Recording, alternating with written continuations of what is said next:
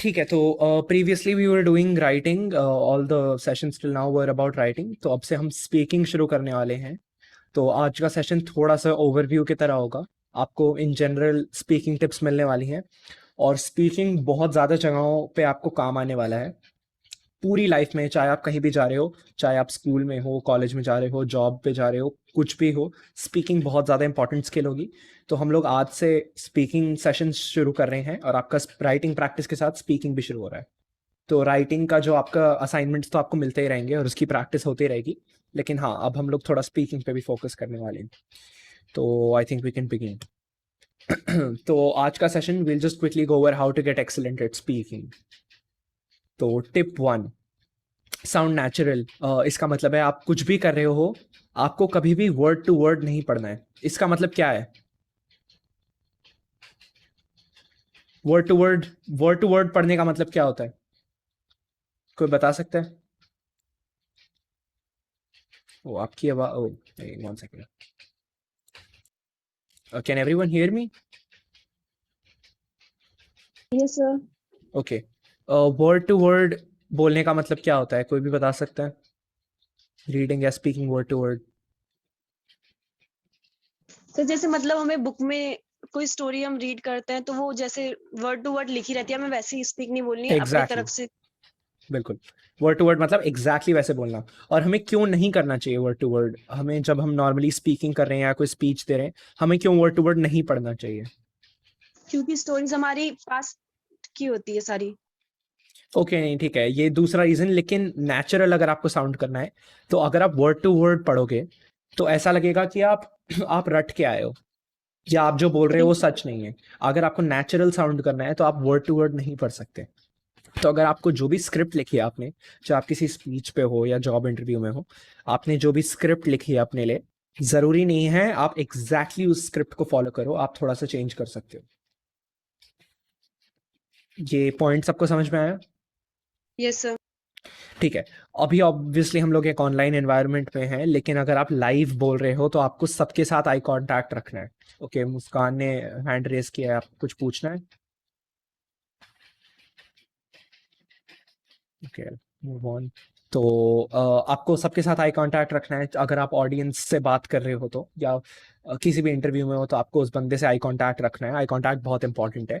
Obviously जब हम यहाँ प्रैक्टिस करने वाले हैं ऑनलाइन एनवायरनमेंट में, तब शायद थोड़ा मुश्किल हो आई कांटेक्ट प्रैक्टिस करना, लेकिन जब हम लाइव एनवायरनमेंट में होंगे तब आपको आई कांटेक्ट सही से प्रैक्टिस करना होगा। और सर इस, हाँ go on। सर मुस्कान को आपकी आवाज नहीं आ रही है। ओ, उसका ऑडियो कनेक्टेड नहीं है। ओके, ठीक है। आई डोंट थिंक हम अभी कुछ कर पाएंगे। आप उसको बोल दो, अगर बोल सकते हो कि कि वो बाद में रिकॉर्डिंग देख लें। Yes sir. आई थिंक उसका ऑडियो का प्रॉब्लम होगा। ओके, ठीक है, मूविंग ऑन।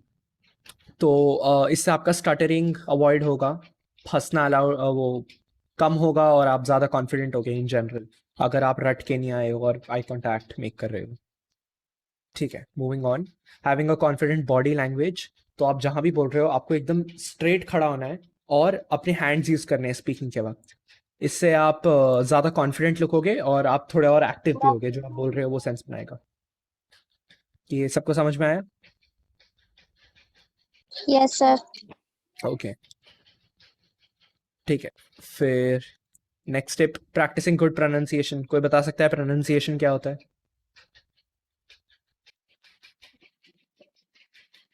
प्रोनाउंसिएशन का क्या मतलब होता है? कोई भी? No one? ओके। तो प्रोनाउंसिएशन इज बेसिकली आप एक वर्ड को कैसे बोलते हो, उसको प्रोनाउंस कैसे करते हो।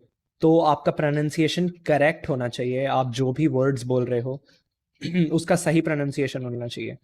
उससे आप ज़्यादा प्रोफेशनल भी साउंड करोगे। और अगर ये आपको करना है, तो यहाँ पर आपको अपनी स्क्रिप्ट या अपना प्लान को रेफर करना होगा, और पढ़ना होगा, उसको प्रैक्टिस करना होगा मिरर के सामने या लोगों के सामने। आपको उसको सही से बोलना होगा। ये टिप सबको समझ में आया? Yes sir. ठीक है, यस सर। आपको एग्जैक्टली वर्ड्स को सही से बोलना होगा। ठीक है। Connect with your audience. इसका मतलब है आपकी जो भी ऑडियंस है, चाहे वो बहुत सारे लोग हैं, चाहे वो 2 लोग हैं, क्या चाहे वो एक इंसान है, उनको लगना चाहिए कि आप उनसे बात कर रहे हो, उनको ऐसा नहीं लगना चाहिए कि आप बस बोल रहे हो कुछ भी। उनको एकदम ऐसा लगना चाहिए कि आप उनको एड्रेस कर रहे हो, उनको बोल रहे हो। तो ये आप कैसे करोगे? सबसे पहले आपको बेसिक चीज़ें जैसे कि आई कॉन्टैक्ट और हैंड जेस्चर्स, आप उनकी तरफ देखोगे। चाहे अगर बहुत सारे लोग हैं तो आप एक एक करके सबकी तरफ देखोगे। हैंड जेस्चर्स यूज़ करोगे, आप अपने हाथों को यूज़ करोगे बात करते हुए। अगर आप 3 पॉइंटर बोल रहे हो तो आप ऐसे बोलोगे, this is my first pointer, second pointer, third pointer. ऐसे करके आप जितने भी वेज में आप हैंड जेस्चर्स यूज़ कर सकते हो आप करोगे। अब सबका अपना तरीका होता है अपने हैंड्स को यूज़ करने का, बात करते हुए। शायद आपका अलग हो, ज़रूरी नहीं है, एक स्टैंडर्ड वे नहीं होता कि ऐसे हैंड्स को यूज़ करना है। नहीं, सबका अपना तरीका होगा और आप जैसे भी यूज़ करते हो सही होगा। आप सबका अपना तरीका है। और speak in a way, okay, ये वाला पॉइंट बहुत इंपॉर्टेंट है। आपको किसी को एम्फसाइजिंग का मतलब पता है? No sir.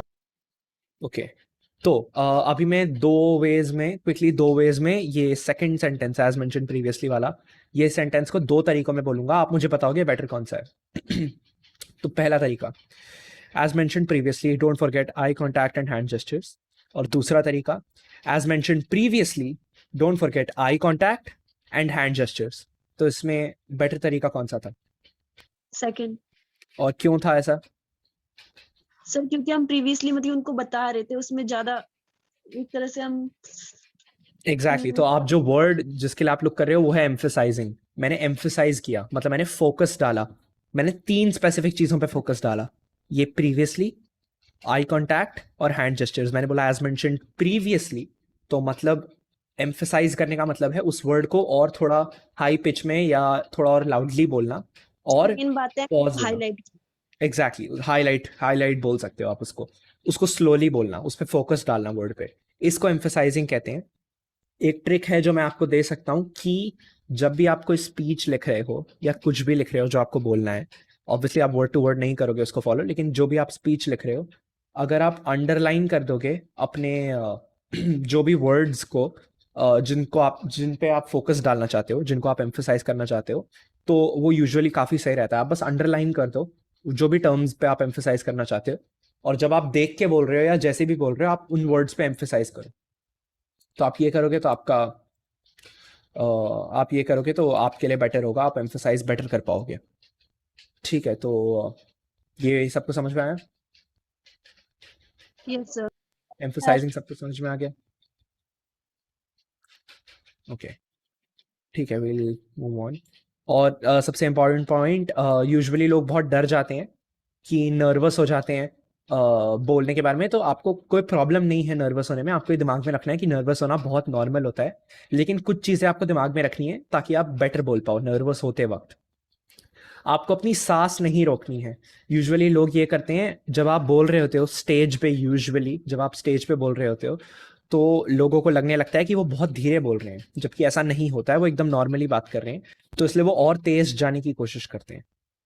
अगर आप और तेज जाओगे तो आप खुद सांस नहीं लेते हो, पॉजेज नहीं लेते हो सेंटेंस के बीच में, और आप बस आउट ऑफ ब्रेथ हो जाते हो और उससे आप और नर्वस हो जाते हो। इसकी वजह से फिलर वर्ड्स आते हैं जैसे सो, बेसिकली, देन, लाइक, ये सब आप बोलने लगते हो। तो ये आपको नहीं करना है। आपको सेंटेंसेस के बीच में पॉजेस लेने हैं और सांस लेनी है। इससे आप खुद कम नर्वस होगे। सबको ये पॉइंट समझ में आया? Yes sir. Okay. Yes sir. और आपको एक बिग पिक्चर, मतलब एक मेन आइडिया रखना है कि आप क्या बोलने वाले हो। आपको एंड में आप क्या बताना चाह रहे हो ऑडियंस को, वो आपको दिमाग में रखना है। आप वर्ड टू वर्ड ऐसे रोबोट की तरह नहीं बोल सकते। आप वो करोगे तो ऑडियंस को भी इम्पैक्ट नहीं होगा, ऑडियंस को समझ में नहीं आएगा आप क्या बोल रहे हो सही से। आपको एक इन जनरल आइडिया रखना है। और हाँ, ये ब्रीदिंग वाला पॉइंट बहुत इंपॉर्टेंट है। ओके, सबको समझ में आ गया? Yes sir. किसी को कोई क्वेश्चन 5 टिप में, कुछ मैं रिपीट करूं, एम्फसाइजिंग सबको समझ में आया, प्रोनाउंसिएशन, बॉडी लैंग्वेज, किसी को कोई भी क्वेश्चन यहाँ पर? No sir. नो, पक्का? सर पर नर्वस वाला जो आपने बोला था, उसके लिए हम अगर नर्वस भी नहीं होंगे, अगर हम प्रैक्टिस करें किसी के साथ इंग्लिश स्पीकिंग में बात करने की। हाँ हाँ हाँ, वो तो होता ही है, लेकिन नर्वसनेस में जनरली लोग सांस, ये तो मैं खुद भी, मेरे को ये प्रॉब्लम आती है सांस लेने वाली। आप यूजुअली जब लोग नर्वस होते हैं, और नर्वस होना बहुत नॉर्मल है ऑब्वियसली, अगर आप नर्वस नहीं हो तो वो गलत है, ऐसा नहीं होना चाहिए। नर्वस होना चाहिए आपको, उससे आप बेटर बोल पाते हो। लेकिन कभी कभी लोग ज़्यादा नर्वस हो जाते हैं और सांस नहीं लेते और पॉजेज नहीं लेते सेंटेंसेस के बीच में, तो वो प्रॉब्लम है, वो नहीं करना चाहिए। Yes sir. ठीक है, किसी को और कोई क्वेश्चन नो 5 सर। स्टेप्स के बारे में? तो ठीक है, आई कैन मूव ऑन। तो इस वीक नो तो सर। मेनली, अब इसमें मैं आपको ज़्यादा कुछ ऑनलाइन एनवायरनमेंट में करा नहीं सकता, तो हम प्रैक्टिस तो बाद में ही करेंगे, लेकिन मैं आपको एक्टिविटीज़ दे सकता हूँ जो आप अलग से कर सकते हो। तो आई होप आपको ये टिप्स समझ में आई और हेल्प करेंगी। तो आपका जो नेक्स्ट, जो मेन आपकी 2 एक्टिविटी हैं, वो मैं डिस्क्राइब कर देता हूँ। तो आपको बेसिकली वीडियो रिकॉर्डिंग बनानी है। ये 2 एक्टिविटी मैं आपको देने वाला हूँ और दोनों की वीडियो रिकॉर्डिंग बना के आपको सबमिट करना है गूगल क्लासरूम पे। तो आपका पहला एक्टिविटी है, start counting from 1 to 20 while increasing your speed, getting louder and increasing the width of your mouth as you go on. इसका क्या मतलब है? आपको 1 से लेकर 20 तक काउंट करना है, लेकिन जैसे आप 1 से लेकर 20 तक जा रहे हो, आपको अपने बोलने की स्पीड वो इंक्रीज करनी है, आपको धीरे धीरे और लाउड होना है, और अपने माउथ का विड्थ इंक्रीज करना है। मतलब आप कैसे जाओगे, आप ऐसे बोलोगे 1 2 3 4 5 6। मैंने बहुत ज्यादा स्पीड में इंक्रीज कर दिया अपना लाउडनेस और वो सब, लेकिन आपको धीरे धीरे करना है 1 से लेकर 20 तक। अब आप पूछोगे कि ये क्या है इस एक्सरसाइज का पॉइंट? तो इससे आपकी काफ़ी चीज़ें वर्क हो रही हैं। फर्स्ट ऑफ ऑल, आपका जो वॉइस मॉड्यूलेशन है, या आप धीरे धीरे जो लाउड हो रहे हो, वो आपका बेटर होगा। देन आपका विड्थ ऑफ योर माउथ, आप कितना ज़्यादा मुंह को खोल रहे हो बोलते वक्त, वो आपका वर्क होगा। और आपका इंक्रीजिंग योर स्पीड, तो मतलब आप खुद माइंडफुल होगे कि आप अच्छा हो, अभी मैं धीरे जा रहा हूँ, अभी मैं तेज जा रहा हूँ। तो बेसिकली आपका स्पीकिंग इन जनरल बहुत अच्छे से वर्क होगा इस एक्टिविटी से। तो आप वीडियो बनाने के पहले मेक श्योर कि आप इसको 2-3 बार अलग से करो, खुद प्रैक्टिस करो, आपको पता चलेगा कि आप कितना अच्छा कर सकते हो।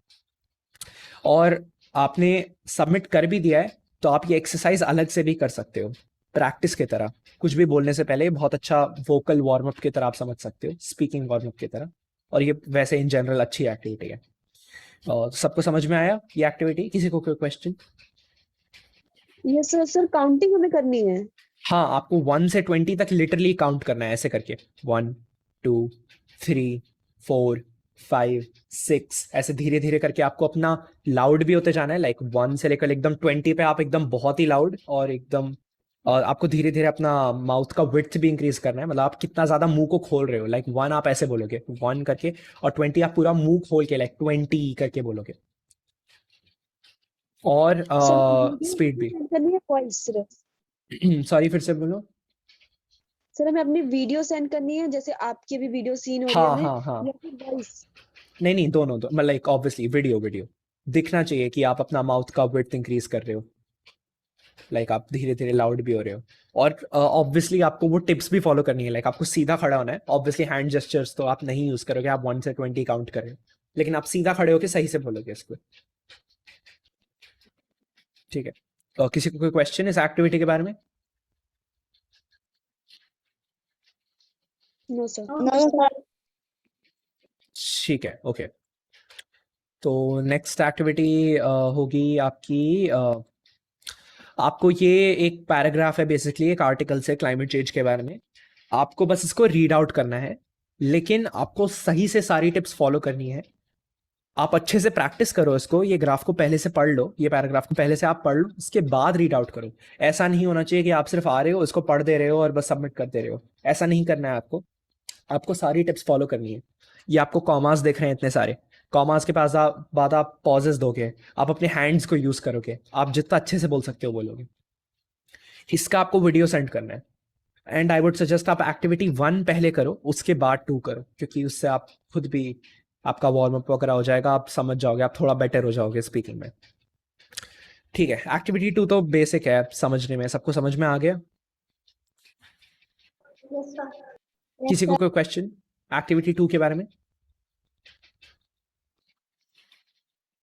एनीवन?